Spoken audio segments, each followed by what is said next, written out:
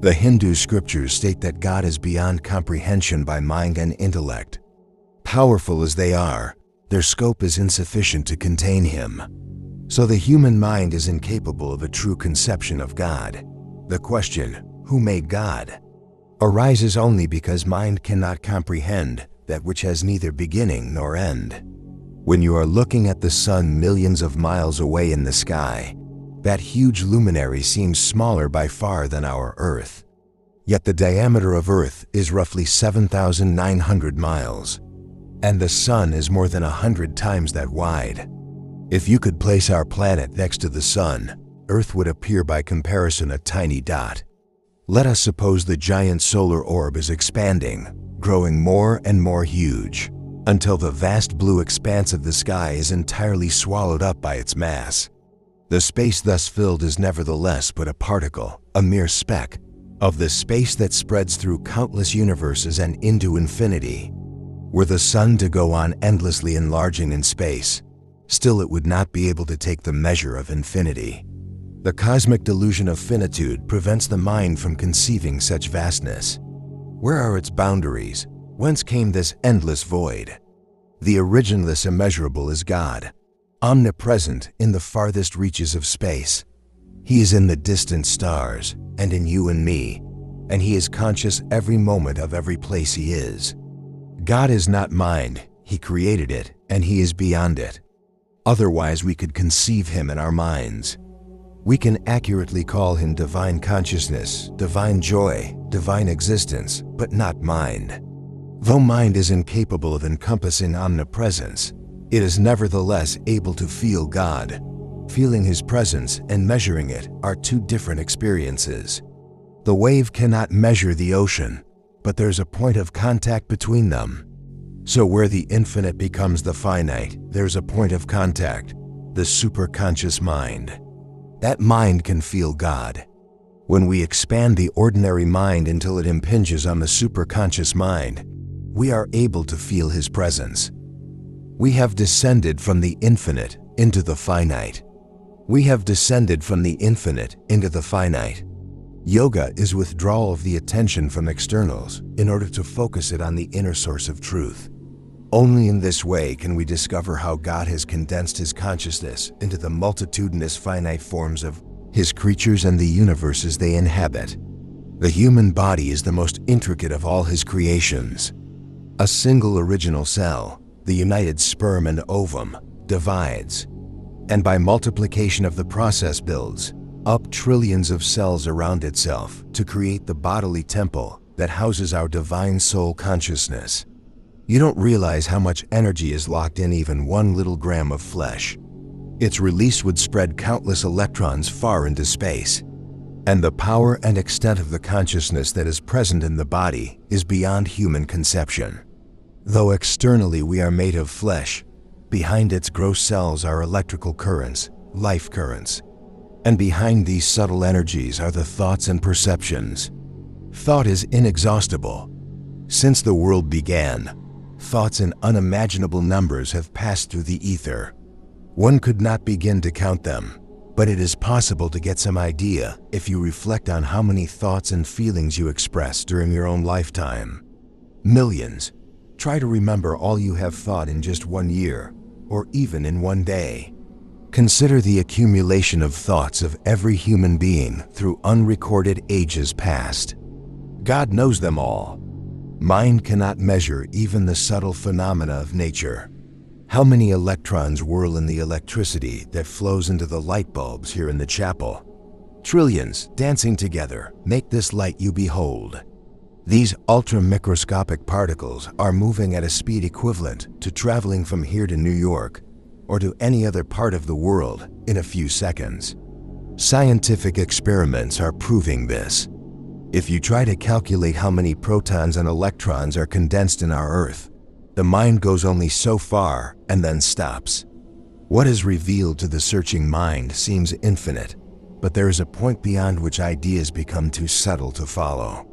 From that sphere where the mind cannot penetrate, God is pouring forth His essential light, the cosmic intelligent vibration that structures finite creation. God's true nature known only through intuition, If we use the mind properly, we can understand how God is beyond mind and intellect, and how His true nature can be felt only through the soul's power of intuition. We must find His consciousness through the superconscious mind, the nucleus of mind and intelligence. His infinite nature is revealed to man through the intuitive superconsciousness of the soul. The joy felt in meditation reveals the presence of eternal joy spread over all creation. The light seen in meditation is the astral light from which our tangible creation is made. Beholding this light, one feels a unity with all things. The ordinary person lives in the world but is relatively unconscious of its nature and purpose. A life of such limited perception is not unlike that of the animals. We used to have here at Mt. Washington a goat that was invariably attracted by my voice. One day, while I was speaking in this chapel, the goat came trotting in and right on up the aisle to me. I am sure it didn't know what I was saying. It simply liked to hear my voice. But you come to these lectures not only to listen to the words, but also to feel the presence of God behind them. If you attune your consciousness with His consciousness and remain in that current of bliss, you will feel at one-ment with Him. Whatever understanding I have attained has been acquired by becoming attuned to God's consciousness within. This you too can accomplish.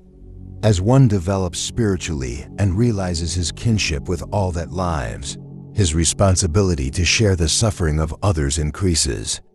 Jesus was willing even to suffer in sharing the afflictions of others. We too must do what we can for those who are shivering with cold and disease. It is a nightmare for them, and whatever of their woes we can remove, we are removing them from God also. He is not happy when His children are in misery, for He suffers in them. At this moment, most of you are enjoying beauty and peace, but think of those in Louisville today. Thousands are suffering there because of the floods. Once long ago, I was thinking how wonderful America is, without the disasters that afflict so many countries. Then God showed me the floods that are occurring now. The vibrations of the thoughts and feelings of thousands being killed in the fighting in Spain have caused atmospheric changes that are responsible for these floods and other disasters around the world. War spews out vibrations of wrong that throw all nature out of balance and harmony, causing natural catastrophes. God gave freedom to man, and man has misused that freedom. This is the cause of all suffering. The misuse of our God-given free will has terrifying consequences. I would rather someone tell me that I am about to do wrong than allow me to act and not wake up until years later to the harm I had done. Satan created ignorance, cause of all suffering. Suffering is therefore not the work of God, but of Satan's power of Maya, delusion. This force creates the ignorance that blinds people to the consequences of their actions, causing them to err and thus bring suffering upon themselves. Those who are fighting in Spain, both the government forces and their opponents, think they are trying to do right. The only way to avoid error is to develop the discriminative wisdom to know what is wrong, and then resolve not to do it. One wrong fighting another wrong doesn't make a right. The true enemy of man is ignorance. It must be driven from this earth. We have everything necessary in the world today to bring about the millennium. Only man's selfishness makes it impossible.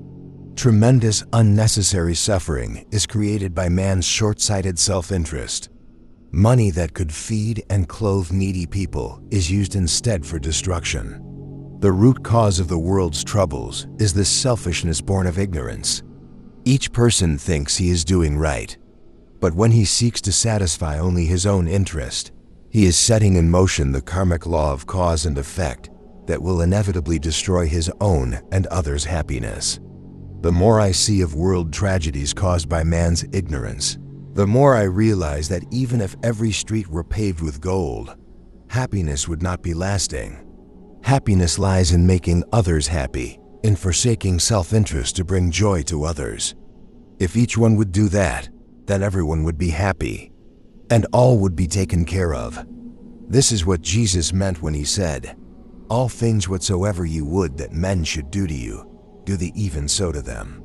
A federation of all religions and all nations is necessary. But such a union will come only when every individual engages in that meditation which leads to direct contact with God.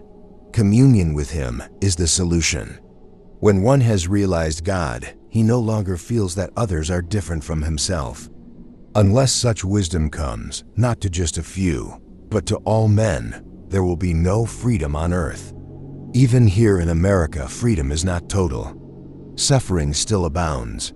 Each one of us has a responsibility to bring peace and happiness to our country and to all men.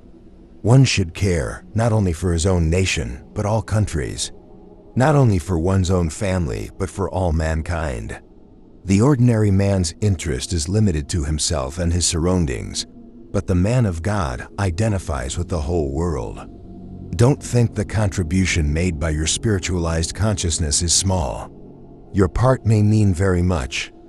In order to know God, you must become like Him.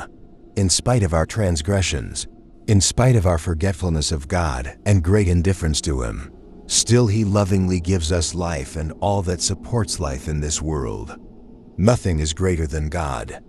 Indifference to Him is the highest sin. Those who are not willing to give up all they have to find Him will not know Him. Whoever would know God must be able to forsake all else for Him. Jesus was trying to make His disciples understand this truth when He told them to keep watch and pray with Him at Gethsemane. But when they fell asleep, He sadly observed, "The spirit indeed is willing, but the flesh is weak." Man is like a puppet. The strings of his habits, emotions, passions, and senses make him dance to their bidding. They bind his soul. He who is unwilling or unable to cut himself free in order to know God will not find Him. I see myself apart from these attachments. I eat, and sometimes I don't eat. I sleep, and sometimes I don't sleep. I gave up all physical necessities to prove to myself that I do not need them. God doesn't eat or sleep.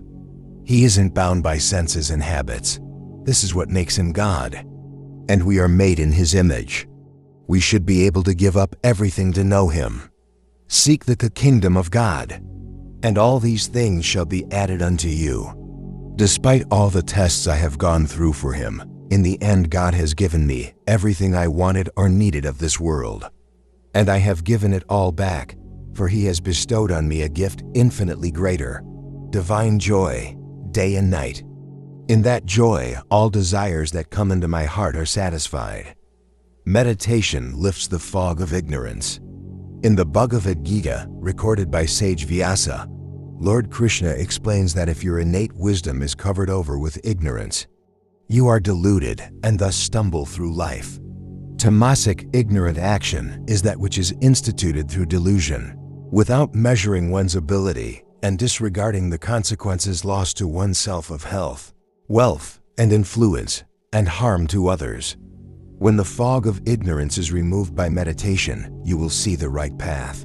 You will be troubled no more. You will find fulfillment eternal. Verily, nothing else in this world is as sanctifying as wisdom. In due course of time, the devotee who is successful in yoga, meditation, will spontaneously realize this within his self. These truths are all real to me. Truth is reality. Self-realization is not something one can learn from books. It comes only through personal experience. Realization of truth, experience of God, not dogma merely, is what every religion should bring to its followers. What Jesus Christ realized, we too must experience. He didn't teach that His followers should worship Him as a personality, but rather experience what He experienced in His oneness with God, that can be attained only by meditation and by following God's laws. To worship Jesus because He is Jesus is not enough. Embrace the universal ideals He taught and strive to be like Him. We are here on earth in this particular body form for just a little while, to learn our lessons and move on. Whither are we headed now? Think how many pages have already been turned in the Lord's dream novel of creation. When I visited Salt Lake City, I saw in vision a great ocean and mammoths walking on the shore. Later, I learned that the skeleton of an ancient mammoth had recently been found there.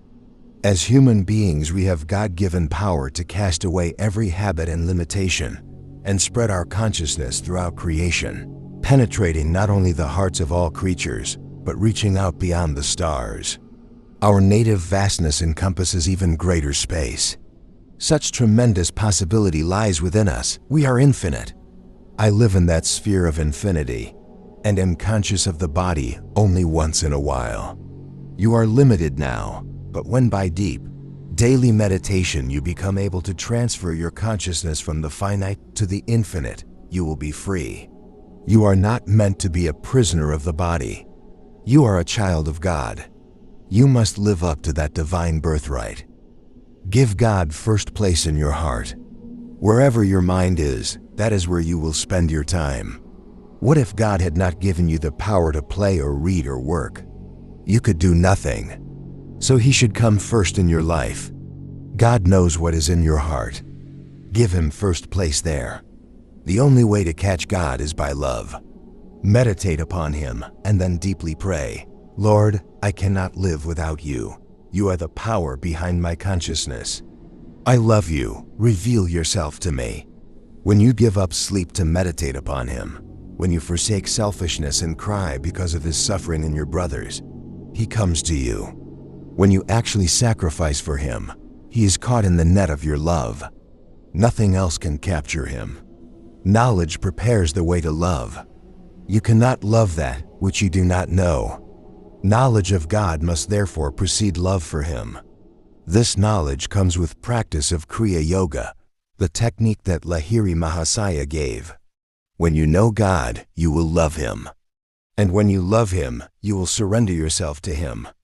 Until your devotion for God and awareness of Him become complete, don't rest. Don't give in to sleep when you should be meditating. Never give anything preference before God. His love is the greatest love there is. So long as you let other things come first, He will wait. But your delay may be too long and your suffering may be great. Don't procrastinate. Be certain in the sincerity of your conscience that you have made the effort to commune with Him. Don't rest, don't give up until you can see Him with your own eyes or feel Him in your heart. Birth, play, marriage, children, old age life is finished. That is not living. Life is much deeper and more wonderful than that, I have found. When you know God, there is no more sorrow. All those you loved and lost in death are with you again in the eternal life. You don't know whom to consider your own anymore, because everyone is yours. The beauty of God is vast. To enjoy flowers for their loveliness is good, but far greater is to see behind their purity and beauty the face of God. To be carried away by music for its own sake cannot compare with hearing God's creative voice in it. Though God is immanent in the finite beauties of creation, it is wisdom to realize one's eternal self beyond form and finitude. You know how fond I am of our grounds at the Mount Washington and Encinitas ashrams. I never tire of their beauty. But the Lord gave me an awakening experience recently. I inwardly saw people sitting about and talking. One of them proposed some activity, but another said, "No, Paramhansaji taught that we must not do that." I suddenly realized that this was a vision of years to come, after I was no longer here in this body. For a moment I was shaken. Then I came back to ordinary consciousness. There is no use in becoming attached to anything in this world. So many things come and go in the Lord's cosmic drama. I see airfields destroyed, and the sea filled with dead, and many other things to come. In my heart I see a world without me. That freedom God gives ultimately to every soul. One great saint said, "I care not where I may be, O Lord, but punish me not with obliviousness of Thee." There is no greater punishment. Jesus said, "It is better for thee to enter into life maimed." All suffering can be taken away by the contact of God. Awake from the nightmare of suffering. In a dream, you may see yourself running down a street, pursued by an enemy. Suddenly you are shot and you think, "Oh, how terrible! I am dying. I am sad to leave this world." Then you see yourself dead. The undertaker cremates your body, and your friends come to mourn when the ashes are laid away. But suddenly, you wake up and see that it was only a dream. You are alive. This is similar to what happens at death. God showed me in a vision that those who are dying in the fighting in Spain are only dreaming a terrible dream of death. As soon as their consciousness is lifted from the body, they awake as from a nightmare and are glad to be free of it. Our life experiences are all part of a dream. Man himself has created the nightmare of war. But after its victims have been thrown from their bodies, they realize it was only a horrible dream from which they have awakened. They know they are not dead. This is a great metaphysical truth. If you know you are dreaming, you don't suffer from your bad experiences in the dream. But if you are identified with the dream, and in it someone strikes your head and kills you, that dream death seems a true and terrible experience until you wake up and understand it was not real. It is the same after death. Once you are out of this body, you realize you are not dead. You are free of a nightmare. So death is not the end. It is a freeing of the consciousness from imprisonment in the physical dream body. That release brings a sense of great freedom. We should never seek death. Rather, we should prepare our consciousness by meditation and God communion, so that when death comes in its own time, we are able to look upon it as a dream, nothing more. I can see the dream nature of life and death anytime I wish. Hence I attach little importance to this body. In oneness with God, know that life is a dream. Live in the consciousness of spirit, in that oneness with God wherein you know that life is a dream. It is very easy to do when you make the effort. When suffering comes, it is more difficult to detach your consciousness from identification with the body. So be wise and make the effort now while you have strength and health. Material desires take away the desire for the infinite. Every day or so, someone tells me I need this or that. It seems ridiculous, because I know that thousands do not have what I am told I need. If they don't need it, why should I? Your only real need is God. There's no other necessity. Be not attached to possessions, music, books, food, or any other sense pleasures. In God you have eternal life. Become aware of this great truth. Otherwise your appointments in life will take over, and you will die still bound by them. If you are one with Him, you are not compelled to return to this dream earth again. You are free to come and go as you like, to serve God and His children on earth. If you live in the joy of God, you will not know what death is. You do not get to that state when you pray mechanically. Become completely absorbed in your prayer, with faith that God is listening. If you thus fervently, lovingly pray to God, He will come to you at any time.